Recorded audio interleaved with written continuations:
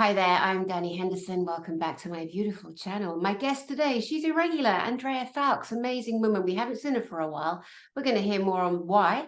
Today is really a gift, a little droplet of many golden nuggets for you, your spiritual hygiene, your mental and spiritual health and well-being. Andrea Foulkes, you legend.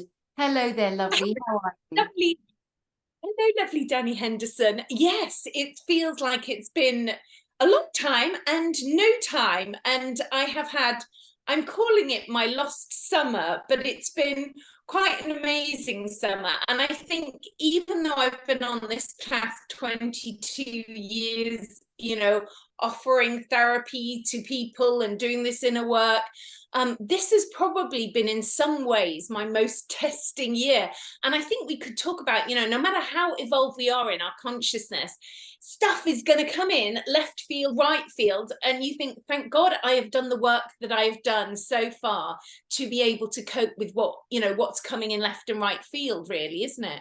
Absolutely. And then you go, oh my God, I thought I'd worked that out. I thought I'd recovered from trauma in childhood. I thought I'd recovered from abuse, physical, sexual, mental, whatever it is that everybody, goes through different layers and levels of that. And then you realize that, oh no, missus, there's more to do because we chunk through life. And a lot of people are like, I am too spiritually blessed. No, I have a big following. Everybody follows me. I can't be seen to be doing anything wrong. My love, that's your opportunity. And it's the false light, the false leaders, the ones who try to gather up the people and, control them and, make them feel a certain way. Or when I say that, make them feel, you and I both know nobody can make you feel anything. It is a choice. So it's your choice how you respond to something or someone, right? And it's annoying. I know it's triggering, but it's true. Yeah, and I think sometimes, obviously, with parents, my lost summer has been because my 97-year-old dad was ill and in hospital twice, and one was for a whole month. So dealing with a 97-year-old who wasn't eating hospital food, I had to go to a hospital, not my reality. I had to go every day, cook this food, prepare it, drive to the hospital, try and find a parking space.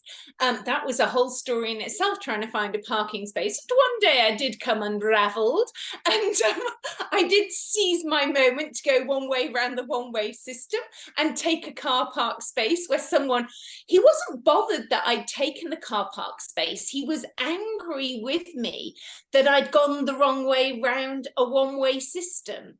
And it's like, how do we deal with people when we're on the raw and ragged edge ourselves? Sometimes we lose our space of grace, and in the end I did end up saying bugger off. And I think sometimes we have to be authentic, and you are going to lose your cool at times, and you are going to be pushed to your edge, and you're like, wow, I don't know where this situation, whatever you're experiencing. For me, it was, having to go to this 3D hospital every day, take this food for my dad, try to encourage him to eat it, see him getting, frazzled, because a lot of us are triggered by sound. I can get triggered by sound, and he was getting triggered by the bleeping of the heart monitors on the heart ward. So he was going doolally with the noise, and so having to deal with someone that you can't control that, allopathic medicine isn't really my path, but actually having to let go and trust that your parent or your loved one is, you can't be there 24 hours. I can't control what medications they're giving to him. I have to trust to this system, and what that loving, that loved one that you love, that parent, even if they're annoying, you have to trust to the choice that they're making for their life, even though it might not be your first call to call and your choice. You have to let go, because people contacting me saying, oh God, my parent was in the hospital and we took it in turns to be in shifts to be there for 24 hours. Well, it's not possible. I'm an only child. There is nobody else really who cares about my dad. I can only go for the length of time that is visiting. And even within that, You can only go for the length of time your body and soul can endure in a situation that may feel like alien to your reality. A lot of us who are on a more higher spiritual level, we're very blessed. We live quite unusual lives. We don't have a proper job. We don't have to go to a 9 to 5. But visiting the hospital became like a 9 to 5 job. I was like, my God, this is like a job. It's never ending. When will this end? Kind of thing. And surrendering to the unknown of things. And so that's what I say to other people. If you're dealing with loved ones in these situations that might be completely opposite to how you live, you have to show up for them, but you have to show up for yourself, and you have to not feel guilty. I think, putting boundaries into, I cannot do this anymore. It's too much for me. And to admit when, things are getting too much and you need to reach out for, help, and to get other people in to help you. And I think often we're on the spiritual path, we think nothing is ever going to bother us. And it does, things can bother you, and you get to the raw and ragged edge where you're like, I'm going to lose the plot myself. I may not even exist. And it was like my experience with my dad was almost like it was bringing up a past life feeling, a feeling like of a duel to the death. And it might not be the 97-year-old who was going to be going, it might be me. But as it so happens, at this point in time, we're both still here. And my dad, many things to admire in this man. At 97 years of age, he's back driving, riding the clutch around the town. And, he's a donut here and there. Clipping his hedges again, So even though someone might not appear to be spiritual, there are gifts and skills we can perceive in how they live their life, even though it might not be how we would want to live our lives. But they have many things we can learn from, I think, on a spiritual level, And then yesterday I was just saying to you, wasn't I? It was like, I was just driving, and then this tiredness was coming over me. And thank God I was near home, because today is the 26th of September. So this is the 25th when this happened. And it was UK time around 2:30 p.m. This tiredness came over me, and it wasn't the first time I've had this happen. And I literally had to race home, lay down for however long this was going to happen. And I was literally knocked unconscious. And I feel that when that happens, we're being given some kind of galactic upgrades energetically. And I shared about that on Facebook, and other people in other countries all said they had the same thing at the same time. So there's a vast amount of us being zapped unconscious for some kind of cosmic upgrade yesterday. Yeah, amazing. So many things there to unpack. Number one, I want to nod to the horror that I perceive myself, and that my opinion is I'm so disgusted at hospitals that sell the friggin' car park. Now, where are you at your most terrified, frightened, happy when the babies are born? It is a disgusting criminal action. I understand people want to make money. I understand they make, especially in Britain, they make hundreds of thousands of pounds a year financially from getting people to pay for their car park. But in my opinion, it is truly wicked and criminal. Who gives a shit about putting money in? You want to get to your husband, your wife, your sick child, your dying parent, Awful, awful, awful. And it's been allowed because of this foul, disgusting, low vibrational, corrupt system. Then let's just talk about the energy walking in a hospital. Do we think the Christian people, the Catholic, the Jesuits, the religious ones, the nuns, the bishops, the shirt-lifting cardinals, do we think they're walking through and blessing and praying for the deceased souls? Of course they're not. Those places are jammed with negative, positive energies. Those places attract negative entities that loosh off the fear and the trauma and the upset, Oh, there's so much more to say around this. But, and you as a sensitive, when you go into a hospital, you got to put up protection, or you were going to get energetically whacked. You were going to physically feel the weight and the entities coming at you. They do not want Andrea Foulkes' light in that place. No. No, they're there for the misery. People don't always recognize that. I remember years ago with a 6-year-old family member, and we were visiting it was her great aunt and whatever, grandma, I can't remember. Anyway, I remember she was 6, and this story is stuck in my mind. this lady was dying. She had cancer in her back, and I went in to see her with this child and these other children and other family members, and I knew this lady was dying, and it seemed nobody else did. And I was really shocked because, you know, like you, sometimes we perceive things that actually do happen. And I knew, and I didn't want to know, and I was really upset by that. And then within 2 weeks, she passed, bless her. And with the little girl, we stepped outside, all of us, like 10 of us came out. We'd all traveled. It was so far. She lived so far away. So we all went as in a troop, you know, family and friends to see her. And then we came out the room, and the little girl was doubling over, and she was crying. And her mum said to her, "What's the matter?" She went, my tummy. And then I looked, and there was a dark shadow that was trying to plug into her solar plexus. This happens, you know. So I just sent light and love. I just, you know, I know the child. I put my hands on her very gently, very lovingly, helped her rise, bring her frequency up. But you know, tummy aches and things, and people again out there, we don't always realize what's happening around us. What is it we're sensing, feeling? What are we picking up? Something else you mentioned. But you know what?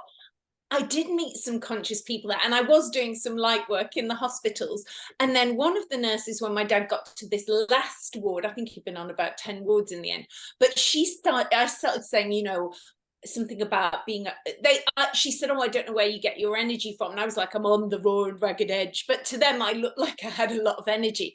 And then we started, you know, I was not saying what I did for a living, I was really toning it down, but actually they started sharing all these mystical experiences with me. And I must share one story because it's hilarious. So she starts telling me that when she worked on the heart ward, there was a heart doctor there, and one of the patients came over and said to the heart doctor, "There's a woman over there having a heart attack. I think she needs your help." So he races over to this woman, right? And it's the woman who's just come to tell him that there's a woman having a heart attack. It's her. She's obviously come out of her body energetically and gone to tell him this. And apparently had to take 2 weeks off work after that because his reality was so blown. Do you know what I mean? It's like, so she was telling me all these mystical experiences that these nurses are having in the hospital that are going against their reality. And then I was saying, "Oh, I'm sure you're not." No, we're all very open to this kind of thing on this ward.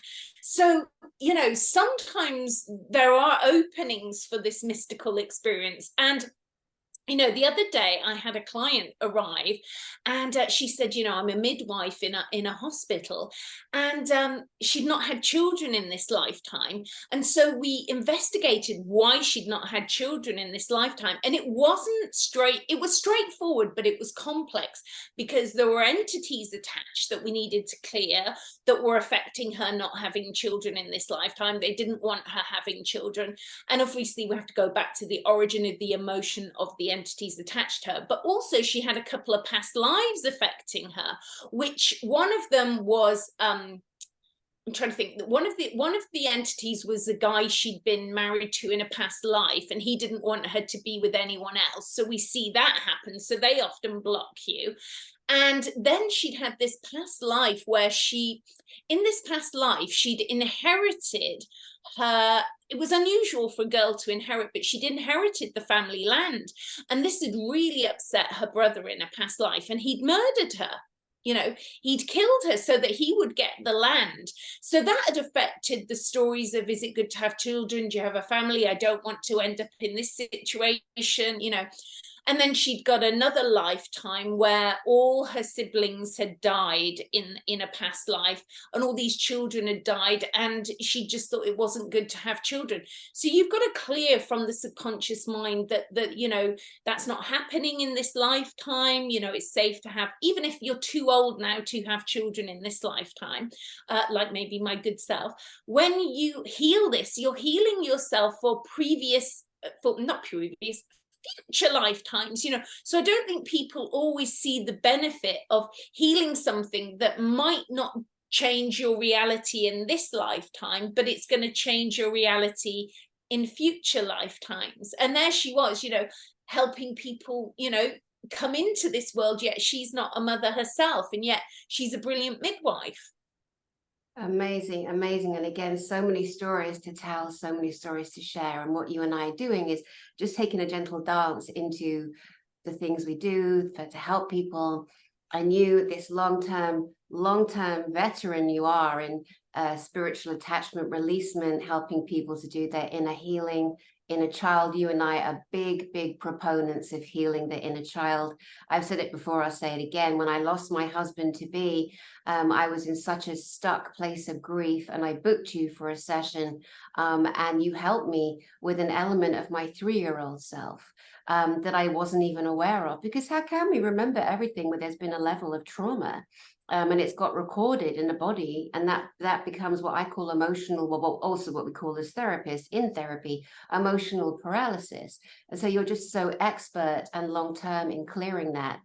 So I want you all to know out there as well, there's a lot of people at the moment, looking really deeply, seeking spiritual protection, spiritual help, spiritual understanding. And Andrea Foulkes, I couldn't recommend a higher. Oh, truly. well, I think I was talking to another client yesterday, and she'd been on her spiritual journey a very long time. She was very knowledgeable about the esoteric world, and I think a lot of time you find people who, they may have been on that journey and they're well read, like they've read every book known to man, but they intellectually know it, but they haven't really applied it to their inner world and their inner self. And this particular lady, such a beautiful lady, and we'd been on a writing course together a few years ago. But I think I probably got more clients from the writing course than I did writing a book. But anyway, that's sometimes, we go about our life and, what we think we're doing isn't what we're doing, kind of thing. That used to happen to me when I went to the gym. I used to think I was going to the gym to exercise, but I used to go and I used to end up with loads of clients or just weird contacts for life or other things. So she hadn't really realized how she was avoiding her inner child, even though she'd done all this other kind of, sometimes I would call it the false light work. It's like, oh, we're just tune into another reality. But it's like snakes and ladders. If you haven't healed that original trauma, you're going to be forced back to deal with that, and you can keep avoiding it, going, oh, I don't see why there's any benefit to me going back to my childhood, I've moved on from that now, but there is, you've got to keep going back to that, because it's like, snakes and ladders and stuff is always coming up for us.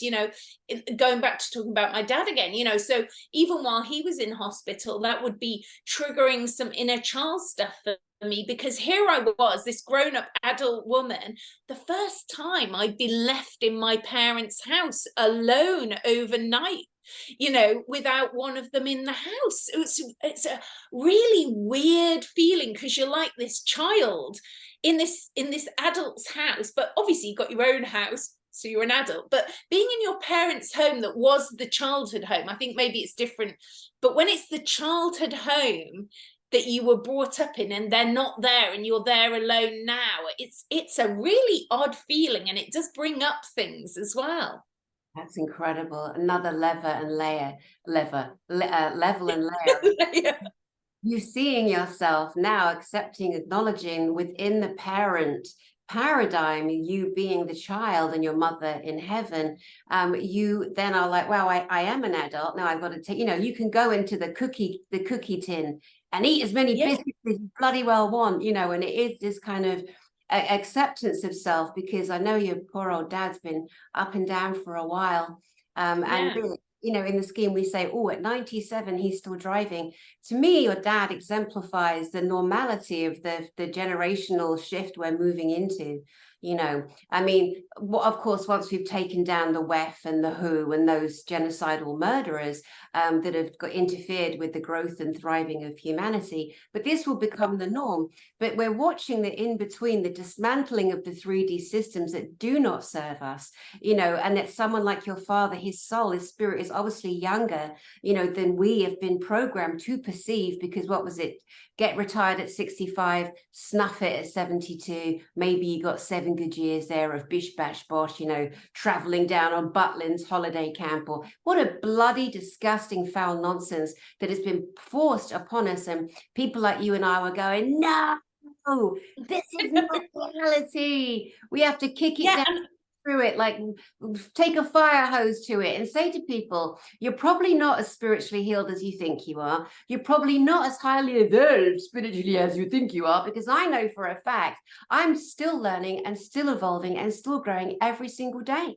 So I've learned, don't accept. I think the minute we are done, we leave. I think the minute we are done, we go home. And people go, oh, yeah, well, he was fat or he did this and that's why he died. What do you know, Doris? Doris doesn't know shit all. Doris is making up stuff based on her level of experience because she can't meet the higher soul that's died and left. She's stuck with the 3D. Well, he did this and he went to bingo and he sat on his ass and he ate cheesy Wotsits every day. Where really this beautiful man, Fred, who was overweight and did eat cheesy Wotsit and liked a bit of bingo on a Thursday night, was the sweetest, most loving, most caring, most overlooked, and yet was a very evolved soul. Yeah, and even when I was in the hospital with my dad, I saw this guy, and he was only probably in his sort of late 20s, and I could read his energy field that he needed to talk to someone. So I went over and I talked to him, and he had a false leg, and not normal arms. And I got chatting to him, and he was saying, I was born like this. And he said, I've been in hospital a lot because I had a lot of surgery because part of his body was attached, to so it was hard. He couldn't even speak because his tongue was attached to the inside of his mouth and all kinds of things when he was born. So he'd been through a lot. And, we were chatting and he said, I've really enjoyed being in hospital this time. And I was like, oh, why is that? He says, because, I got paid invalidity benefits, and he didn't know what to do with himself. So he'd go to the pub because he obviously wanted to be around people, and probably not the best place to be. Because what had happened by this process of going to the pub every day is people started to buy him drinks and he started drinking them. So he'd become an alcoholic, which wasn't helpful because he was going to the pub for the social interaction. And then he felt pressurized to drink the alcohol, and it all kind of spiraled down. So he said, while I've been in the hospital, I felt really helpful to people. Like I felt like I've inspired people to heal. And I said, well, maybe that's the way. And he said, yeah, but it's really hard to get a job when you're on benefits. And I'd found that out from someone else. And I said, well, maybe you could volunteer or something. And then I said, why? Oh, how did you end up in hospital? And he said, oh, I fractured my arm. And I was thinking, I don't think that's the truth. And then he said, well, also something else had happened. I'd made friends with this guy in the bed next to me when he was on this other ward. And he said, and the thing is, I was just chatting to him, and the next thing he just dropped down dead on the floor. And I was like, oh my God. I said, have you spoken to anyone? Have you had counseling in the hospital? And he was like, no. So, then I thought, oh, well, this is why I'm here today. This is, I'm here to, counsel. So I start talking to him. We process that. And then a couple of days go by and I meet his sister a couple of days later. And then she divulges to me that, the reason her brother was really in the hospital was he tried to commit suicide.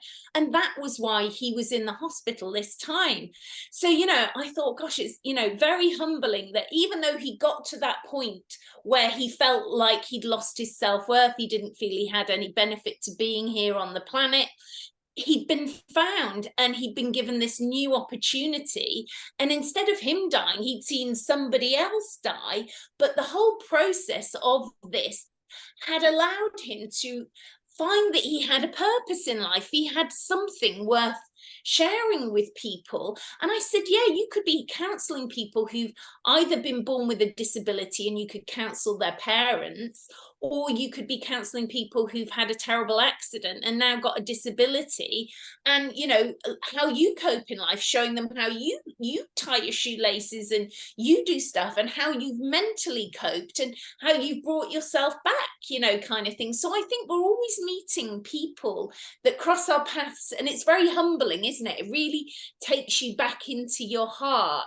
Yeah, really. And it was really good for my dad to see that I am very different than my dad, because my dad would be like, I heard you talking to those people. One minute they're telling you about the weather, the next thing they're telling you their innermost secrets.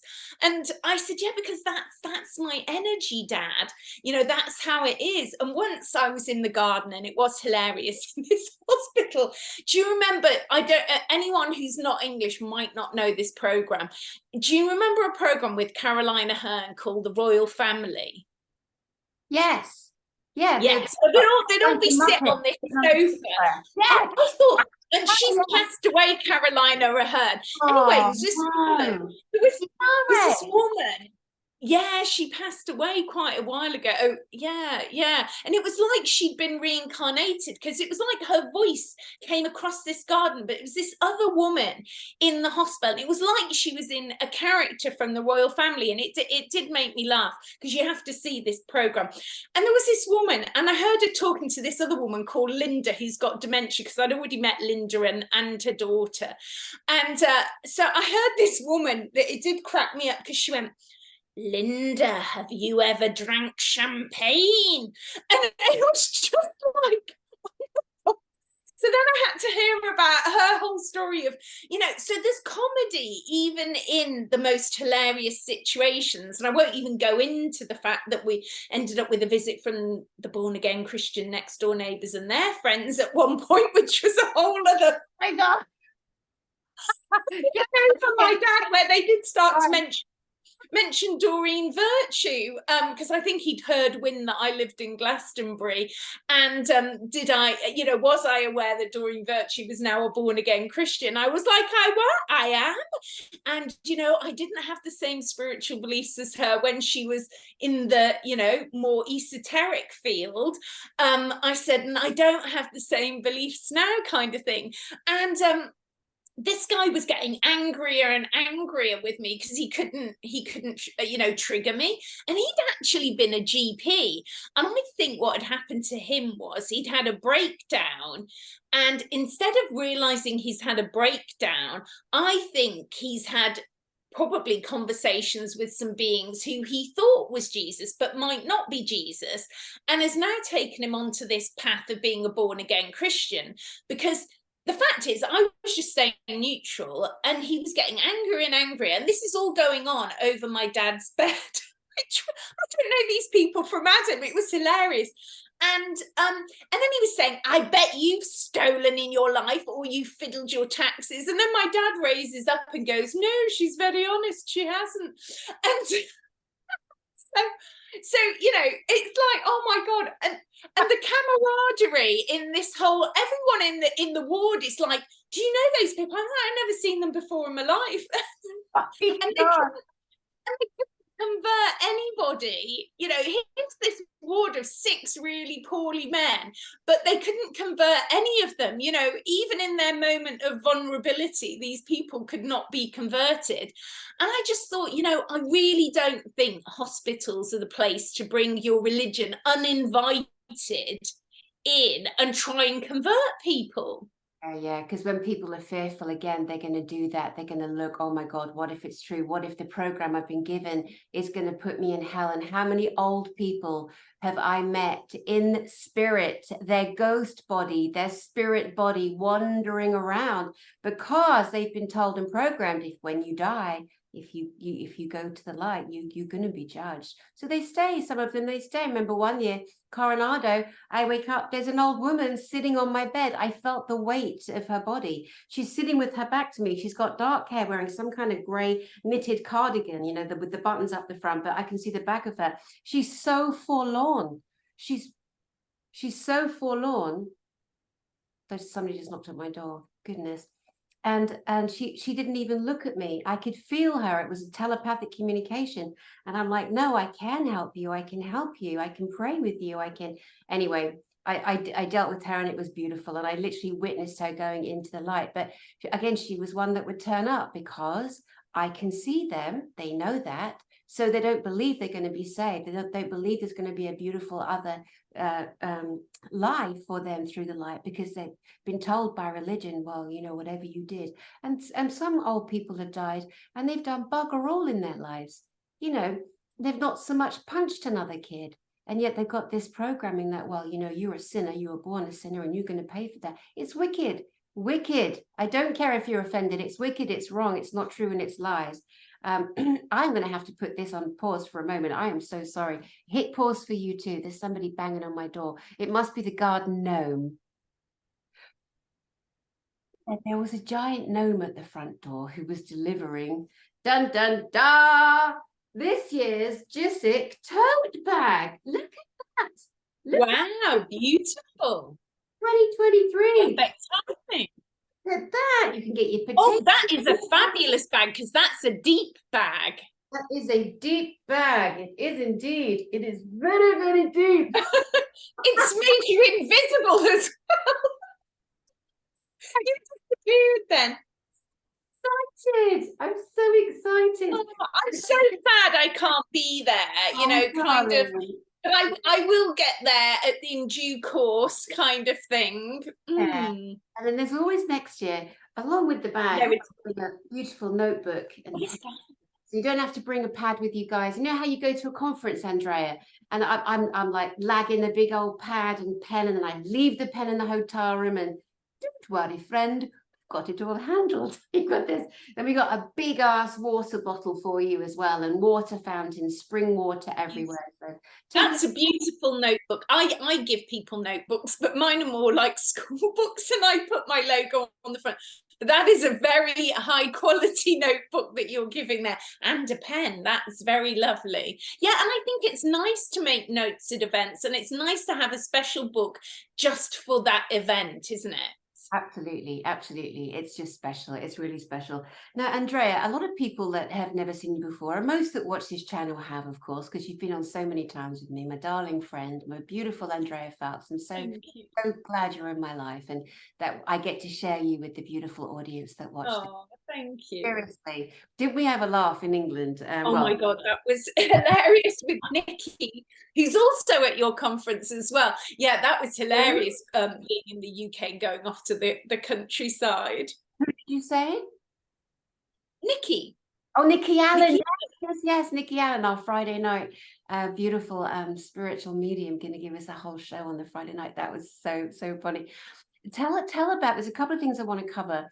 I want to cover Russell Brand and Phillip Schofield, who you know, who you've met, because this lady, Ladles and Jelly Beans, was the person in Great Britain, the most famous therapist and past life regressionist. She has regressed so many very well-known people. Of course, it's not all about that, but because you were on television, there were different presenters. And so we're going to go into that. But let's talk about when you and I were driving around the English countryside, and we'd gone down to, was it Devon we went to meet Nikki, or Cornwall? It was Devon, wasn't it? No, West Bay. I don't know where West Bay is. West Bay is near Bridport. I think it's Dorset, not Devon. Yeah, Dorset. Somerset. Just stunning. And we had such a laugh with Nikki. We had a lovely lunch. We were there for hours and hours. And anyway, we driving back in the English country roads that are this wide. And these roads are made for tractors and 2 lanes. It's true. It's very true. It's very true. I leave America and I go to England, because I've just been in England, as you know. I'm just back in America for a couple of weeks for the conference. But whenever I'm there, I'm like, oh my God, Toy Town. I'm in Toy Town. Driving around. Do you know what? I think recently, I don't want to say it's because of the last 2 or 3 years and the things that the people did to themselves. But in the UK, they seem to be drifting into the middle of the road more. They seem to have less spatial awareness these days. They're like drifting with their big cars, you know, towards you, and you've got to pull over. So maybe psychologically there's something going on in their mind. So yes, I have made a video about Mr. Russell Brand, because I've had some experiences with him in looking out of the window of this very house, which I'll share that story because it's such an odd story. And it is in my video that I've made about Russell Brand, where I have had some very nice compliments. One man said my video on Russell Brand should be canonized. It was the best video anyone's ever made. So I'm taking that as a bit of a compliment, actually. And so far nobody's written anything shitty. I haven't been trolled. They've only said very nice complimentary things, so I'm quite thrilled with that. I've managed to say something in a way that obviously I think hits the truth, and it's saying, you know, here are these people that I've crossed paths with in my life, you know, probably Phillip Schofield more so, because I did, you know, I worked on This Morning for a year and then did 2 series of a show with him. Well, tell And us yet, Andrea, because there are people that have never heard of Phillip Schofield. So okay, we have a show called This Morning in the UK, which is like Good Morning America if you live in America. It's a big show. It's like our main daytime TV show on terrestrial TV. And I, back in 2004, had, you know, a big spiritual awakening, and I was told I'm going to have to stand on a very big soapbox for what I believe in. And very, very quickly, I ended up as the past life regression expert on this show, which is really unusual. It's never happened since, and I don't know if it'll happen again. It was like a wrinkle in time where this was allowed. And, you know, I went on this show very quickly. They said, can you come back every week till we make your own show? And then I did 2 series of a show called Have I Been Here Before, with that host of that show called Phillip Schofield. So it was unusual to be commissioned by terrestrial TV. You can see clips of it on my YouTube channel, you know, which is my name, and Past Life Regression. They're on there. They're at the very beginning of my channel. So, you know, all these celebrities are falling from grace now. And I think some of the clues are in their past lives even. And, you know, going on to the person of the moment now, this whole Russell Brand thing.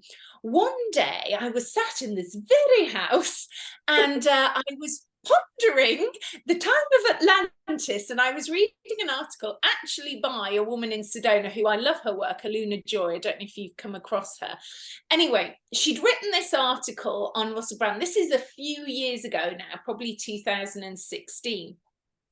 And I look out of the window of my house, and having, because you've been here, so I'm thinking, oh my God, I read about the fall of Atlantis, and I'm thinking about the false timelines, and I'm thinking the old version of Russell Brand, you know, a bit of a Lothario, really saying inappropriate things, possibly inappropriate behavior, as we know, drug and alcohol issues, probably taken over by demonic entities, in my opinion, during those times, you know, in his drug and alcohol festive period of his life. I was at that point invited on his show, and it even got cancelled because I told a friend of mine who worked in TV, he was like, you can't go on that show, he'll try and shag you, that kind of thing. And so it got stopped. So I never met him. But I look out to the window after reading this article thinking, yes, I think Russell Brand, in that character that he had been, you know, the very negative character, that he had no boundaries, inappropriate behavior, but was lauded for that kind of behavior previously back in the day. And we forget how time moves on, and how, you know, you know, you only need to think, I don't know whether American people will know who this person is, but think about Benny Hill. You're probably old enough to remember Benny Hill shows. Do you remember Benny Hill shows?